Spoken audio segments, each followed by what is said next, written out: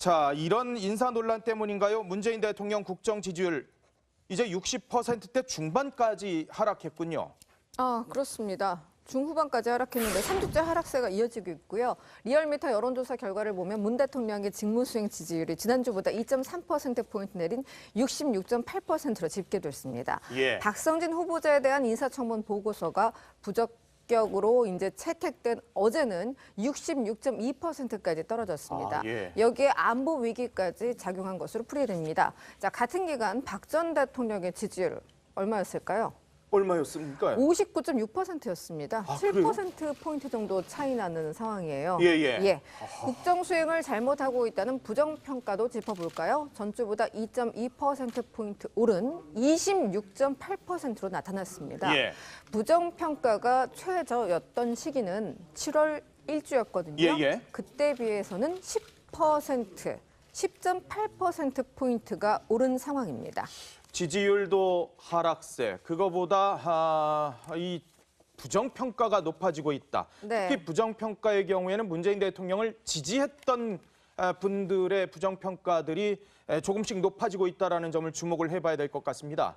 사드 배치 문제로 인해서 상당 부분 여파가 있었고, 그리고 최근에 인사 논란 등 특히 그 박성진 후보자 등에 대한 여러 가지 역사관 문제 등을 놓고 논란이 되는데도 결국 청와대가 박성진 카드를 포기하지 못하는 이런 상황들이 결국 문재인 대통령의 지지자들의 등을 돌리게 되는 그런 상황들이 벌어지고 있는 것 같네요.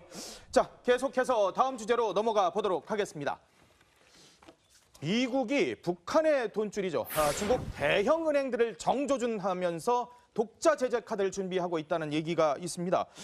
유엔 제재 합의했지 않습니까? 그렇죠. 그런데도 불구하고 미국이 중국의 이 엄청난 은행들이거든요. 여기를 제재하겠다? 아이고야. 그러니까 어떻게 보면 이제 미국이 중국의 어떤 이번 제재에 대해서 좀 만족스럽지 못한다는 뜻이죠. 유엔 안전보장의 사회의 새 대북 제재안이 원유 전면 금수에 실패하는 등 기대에 미치지 못한다는 평가가 나오면서 미국이 이제 중국에 대한 독자 제재 쪽으로 방향을 돌리는 게 아니냐, 뭐 이런 얘기가 나오고 있습니다. 예. 자, 미 의회가요, 중국의 조치가 미흡하면 중국 대형 은행 12곳을 제재하는 카드를 꺼내 들었습니다. 이들 은행 모두 대형 금융기관인 점에서 중국 내 금융 혼란이 일 것으로 보이는데요. 만약 미 의회의 이런 요구를 트럼프 행정부가 받아들여서 이제 현실화가 된다면 중국은 사실상 중국 기업과 금융기관을 겨냥한 세컨더리 보이콧의 서막으로 이해하고 대응할 것으로 예상이 되는데요. 중국은 그동안 미국의 그 세컨더리 보이콧이 그대로 당하지는 않겠다 이렇게 벌러왔기 때문에 미 국채 보유 1위국인 중국의 반격이 있을 것으로 보이기 때문에 어떻게 보면 이제 미국과 중국의 힘겨루기, 이것도 어떻게 보면 하나의 새로운 또 국면으로 접어든다 이렇게 볼 수 있겠습니다. 지금 앞서 이름을 보여줬던 12개 은행들이요, 중국에서 진짜 엄청난 은행들입니다. 중국 최대 은행인 공상은행, 건설은행, 농업은행, 초상은행, 저거 세계적으로 어마어마한 규모의 은행들인데 실제로 어떻게 될지. 자, 이렇게 미국이 이 독자 금융제재 카드까지 꺼내 들었던 것은 과거에도 한 번 있었습니다. 2005년이었죠. 북한을 협상 테이블로 불러냈었던 망코 델타 아시아 BDA식 제재를 다시 검토를 하고 있는 것 같은데, 당시에 어떤 효과가 있었는지 직접 백대우 기자가 정리해봤습니다.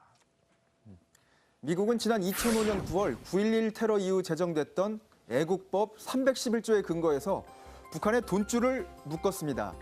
명목은 $100짜리 위조 지폐 유통과 돈 세탁 혐의였습니다. 미국은 마카오 소재 방코 델타 은행을 돈 세탁 금융기관으로 지정을 했고, 이를 토대로 제3국 기관의 BDA 거래 중단도 유도를 했습니다.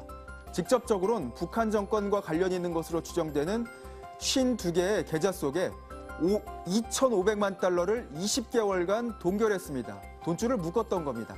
당시 세계 각국 금융기관이 동참하자 중국마저도 외면할 수 없었던 상황이었습니다.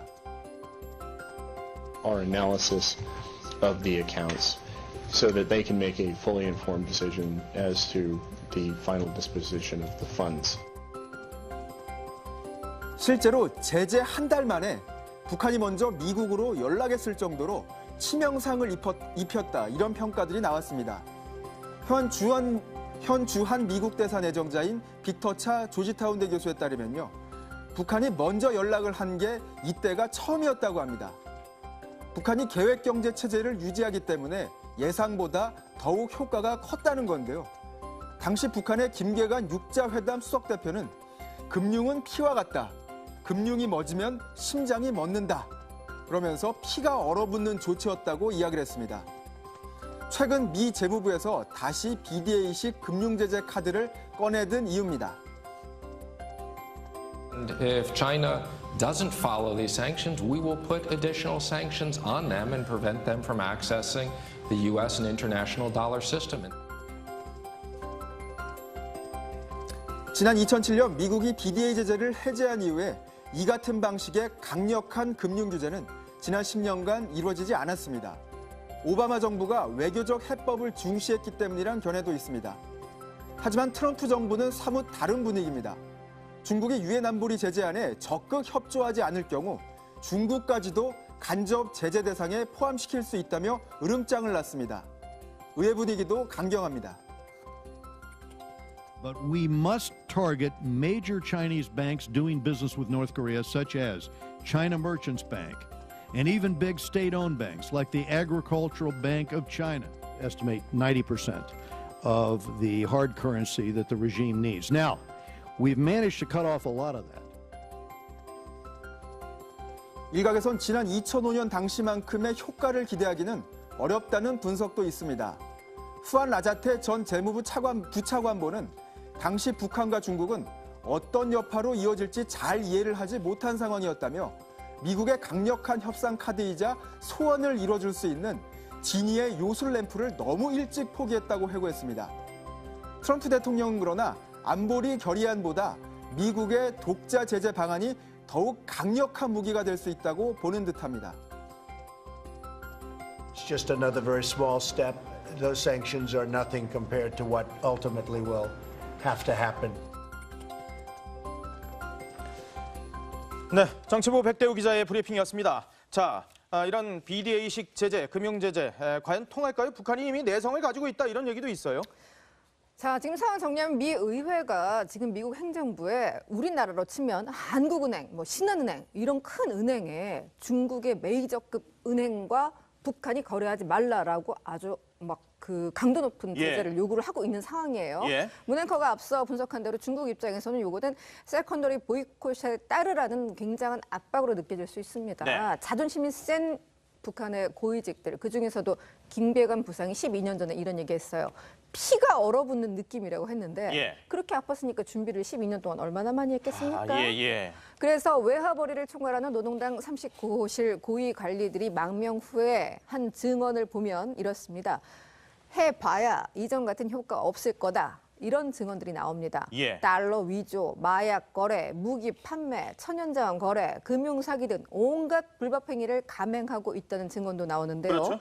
대놓고 하는 거는 수만 명의 북한 노동자들을 외국으로 내몰고 대사관 등을 통해서 외화를 벌어와 이런 압박이 굉장히 높아지고 있다는 거는 이미 잘 알려진 사실입니다. 그렇죠. 외화를 이미 충분히 쟁여놓고 있을 거란 분석이죠.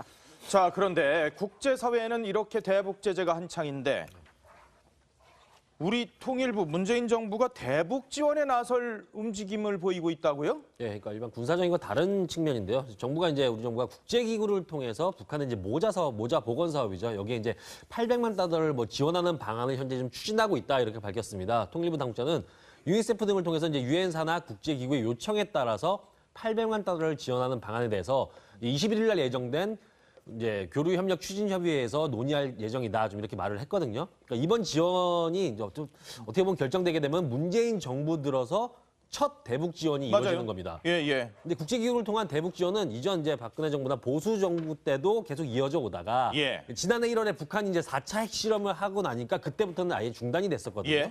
근데 정부 같은 경우는 이제 북한의 6차 핵실험 등 이제 도발이 이어지고 있지만 결국은 대북 지원을 적극 검토하는 이유가 대북 인도적 지원은 정치적인 상황과는 관계없이 추진한다. 이런 좀 기조적 큰 원칙에 따른 것이다. 이렇게 밝혔는데 이제 박근혜 정부 같은 경우도 이런 원칙이 있었지만 이제 북한의 4차 핵실험 이후에는 이러한 내용을 고려했거든요. 지원 규모와 시기 등은 종합적으로 고려해 검토해 나간다. 이런 단서를 달아서 이제 4차 핵실험 이후부터는 지원을 하지 않았었습니다. 규모와 시기는 종합적으로 고려해서 자, 뭐 인도적 지원이라고는 합니다만 지금 여론은 사실 술렁이고 있습니다. 새로운 대북 제재 결의가 이뤄진 지 사실 며칠도 지나지 않았거든요. 그리고 미국은 조금 전에 전해드린 것처럼 중국 대형은행들에 대해서 직접 제재 카드까지 꺼내들었는데 왜 이 시점에 이렇게 북한을 지원하는 건지 정말 의아할 수밖에 없다라는 얘기들이 나옵니다. 문재인 정부와 여당이 각종 문제가 일 때마다 국민의 뜻과 민심을 얘기하면서 자신들의 뜻을 관철시켰었는데요. 지난 8월에 한국갤럽이 1,004명을 상대로 한 여론조사를 좀 보겠습니다. 북한이 핵을 포기하지 않으면 모든 대북 지원을 중단해야 한다는 응답이 바로 57%였습니다. 95% 신뢰 수준의 표본오차 플러스 마이너스 3.1%포인트라는 점에서 과반이 넘는 국민이 대북 지원을 반대한다라는 겁니다. 이 점을 좀 염두에 두셔야 될 것 같은데, 자, 그런데 문재인 대통령 특보죠. 문정인 연세대 특임 교수, 핵무장 또 반대를 하면서 어떤 얘기를 한 겁니까? 네, 그 청와대 통일외교안보 특보이자 연세대 명예교수인 문정인 교수가 오늘 오전에 국회에서 강연을 했는데요. 대화와 협상을 통한 평화적 해결이 최선의 대안이다. 이런 입장을 되풀이를 했습니다. 핵무기 개발을 강행하면 국제 제재로 한국 경제가 초토화되고 한미동맹이 해체될 가능성이 크다. 일본의 핵무장을 촉발하고 중국과 러시아의 핵 위협에 직면할 수 있다. 이렇게 주장을 했습니다. 전술핵 배치와 관련해서는 유지 비용이 많이 들고 북한의 1차적 타격 대상이 되는 동시에 탈취 우려도 크다. 이렇게 주장을 했습니다. 전술핵 배치하면 이게 뺏길 가능성이 있다고요? 네, 그렇습니다. 북한의 핵동결의 대가로 한미 군사훈련의 축소를 검토하는 방안도 제시를 했는데요. 이는 중국이 주장하는 이른바 쌍중단과 같은 맥락으로 풀이되는데요. 북핵 문제의 평화적 해결, 이를 원치 않는 사람은 아무도 없을 겁니다. 하지만 지금은 북한이 핵으로 대한민국과 전 세계를 위협하는 상황입니다. 북핵 억지를 위해서 전술핵이라도 들여야 되는 거 아니냐라는 여론조사가 앞서 오맨커께서 말씀하신 것처럼 국민 과반 이상의 판단입니다. 전술핵 탈취 우려는 구더기가 무서워서 잘못 담근다는 견해 같고요.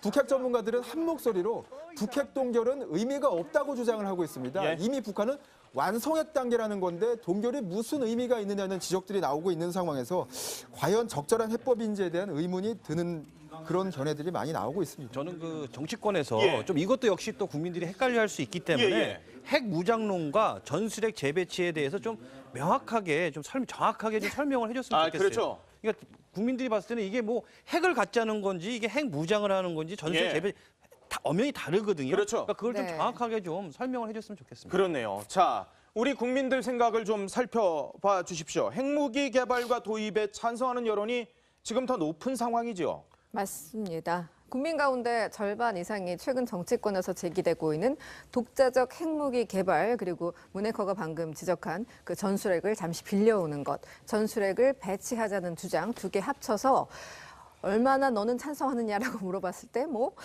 53.5%가 찬성을 하는 것으로 나타났어요. 그리고 반대는 35.1%예요. 그러니까 찬성하는 사람들이 19.4%나 더 높은 거죠. 그러네요. 19.4%포인트가요. 북한 6차 실험 이후 안보 위기감, 대응 무력감 확산, 그리고 미국과 국내 정치권 일부의 전술핵 무기 배치 주장 지속되고 있는 데 따른 것으로 보입니다. 그렇군요. 자, 우리 공군도 최신형 공대지 미사일 타우러스라는 것을 실사격 훈련을 했습니다. 성공적으로 마쳤다 그러는데 화면을 좀 보도록 하겠습니다. 자, 저게 바로 타우러스입니다. 작년 말에 도입된 최신형 공대지 미사일인데, 자, 지금 보이십니까? 저런 사각형의 틀을 그대로 뚫고 내려가는 모습이 보여지고 있습니다. 한 발당 저게 가격이 20억 원인데 진짜 20억 원짜리 타우러스를 쐈습니다. 두께 3m의 강화 콘크리트를 뚫고 바로 북한 지휘부의 벙커를 타격할 수 있는 겁니다. 김정은의 도피처, 지하 벙커도 뚫을 수 있을 정도의 어마어마한 위력, 한 발에 20억 원짜리를 저희가 훈련을 한 게 아니라 실사격 훈련을 한 겁니다. 지금 뭐 상당합니다. 최대 속도가 시속 1163km에 달하는데 이런 상황들 킬체인의 핵심으로 꼽히는데 북한 전역을 또 타격할 수 있는 데다가 레이더에 포착이 안 된다 그럽니다. 상당히 효과적인 무기로 분류가 되고 있는데, 자, 여의도 브리핑은 여기까지고요. 계속해서 뉴스 감식반으로 이어지겠습니다. 자, 이런 인사 논란 때문인가요? 문재인 대통령 국정 지지율 이제 60%대 중반까지 하락했군요.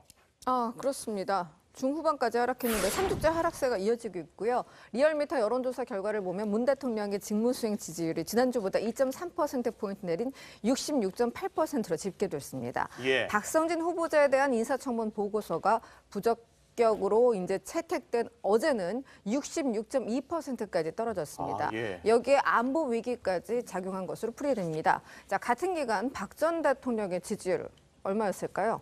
얼마였습니까? 59.6%였습니다. 그래요? 7%포인트 정도 차이 나는 상황이에요. 예. 국정 수행을 잘못하고 있다는 부정평가도 짚어볼까요? 전주보다 2.2%포인트 오른 26.8%로 나타났습니다. 예. 부정평가가 최저였던 시기는 7월 1주였거든요. 예. 그때 비해서는 10.8%포인트가 오른 상황입니다. 지지율도 하락세, 그거보다 이 부정평가가 높아지고 있다. 네. 특히 부정평가의 경우에는 문재인 대통령을 지지했던 분들의 부정평가들이 조금씩 높아지고 있다는 점을 주목을 해봐야 될 것 같습니다. 사드 배치 문제로 인해서 상당 부분 여파가 있었고, 그리고 최근에 인사 논란 등 특히 그 박성진 후보자 등에 대한 여러 가지 역사관 문제 등을 놓고 논란이 되는데도 결국 청와대가 박성진 카드를 포기하지 못하는 이런 상황들이 결국 문재인 대통령의 지지자들의 등을 돌리게 되는 그런 상황들이 벌어지고 있는 것 같네요. 자, 계속해서 다음 주제로 넘어가 보도록 하겠습니다. 미국이 북한의 돈줄이죠. 중국 대형 은행들을 정조준하면서 독자 제재 카드를 준비하고 있다는 얘기가 있습니다. 유엔 제재 합의했지 않습니까? 그렇죠. 그런데도 불구하고 미국이 중국에 이거 엄청 접어든다 이렇게 볼 수 있겠습니다. 지금 앞서 이름을 보여줬던 12개 은행들이요. 중국에서 진짜 엄청난 은행들입니다. 중국 최대 은행인 공상은행, 건설은행, 농업은행, 초상은행 저거 세계적으로 어마어마한 규모의 은행들인데 실제로 어떻게 될지. 자, 이렇게 미국이 이 독자 금융제재 카드까지 꺼내 들었던 것은 과거에도 한 번 있었습니다. 2005년이었죠. 북한을 협상 테이블로 불러냈었던 망코 델타 아시아 BDA식 제재를 다시 검토를 하고 있는 것 같은데 당시에 어떤 효과가 있었는지 직접 백대우 기자가 정리해봤습니다. 미국은 지난 2005년 9월 9.11 테러 이후 제정됐던 애국법 311조에 근거해서 북한의 돈줄을 묶었습니다. 명목은 $100짜리 위조 지폐 유통과 돈 세탁 혐의였습니다. 미국은 마카오 소재 방코 델타 은행을 돈 세탁 금융기관으로 지정을 했고 이를 토대로 제3국 큰 은행들이거든요. 여기를 제재하겠다? 아이고야. 그러니까 어떻게 보면 이제 미국이 중국의 어떤 이번 제재에 대해서 좀 만족스럽지 못한다는 뜻이죠. 유엔 안전보장의 사회의 새 대북 제재안이 원유 전면 금수에 실패하는 등 기대에 미치지 못한다는 평가가 나오면서 미국이 이제 중국에 대한 독자 제재 쪽으로 방향을 돌리는 게 아니냐 뭐 이런 얘기가 나오고 있습니다. 자, 미 의회가요. 중국의 조치가 미흡하면 중국 대형 은행 12곳을 제재하는 카드를 꺼내 들었습니다. 이들 은행 모두 대형 금융기관을 점에서 중국 내 금융 혼란이 일 것으로 보이는데요. 만약 미 의회의 이런 요구를 트럼프 행정부가 받아들여서 이제 현실화가 된다면 중국은 사실상 중국 기업과 금융기관을 겨냥한 세컨더리 보이콧의 서막으로 이해하고 대응할 것으로 예상이 되는데요. 중국은 그동안 미국의 그 세컨더리 보이콧이 그대로 당하지는 않겠다 이렇게 벌러왔기 때문에 미 국채 보유 1위국인 중국의 반격이 있을 것으로 보이기 때문에 어떻게 보면 이제 미국과 중국의 힘겨루기 이것도 어떻게 보면 하나의 새로운 또 국면으로 기관의 BDA 거래 중단도 유도를 했습니다. 직접적으로는 북한 정권과 관련 있는 것으로 추정되는 52개의 계좌 속에 $2,500만 20개월간 동결했습니다. 돈줄을 묶었던 겁니다. 당시 세계 각국 금융기관이 동참하자 중국마저도 외면할 수 없었던 상황이었습니다. Our analysis of the accounts so that they can make a fully informed decision as to the final disposition of the funds. 실제로 제재 한 달 만에 북한이 먼저 미국으로 연락했을 정도로 치명상을 입혔다 이런 평가들이 나왔습니다. 현 주한 미국 대사 내정자인 빅터 차 조지타운대 교수에 따르면요. 북한이 먼저 연락을 한 게 이때가 처음이었다고 합니다. 북한이 계획 경제 체제를 유지하기 때문에 예상보다 더욱 효과가 컸다는 건데요. 당시 북한의 김계관 육자회담 수석 대표는 금융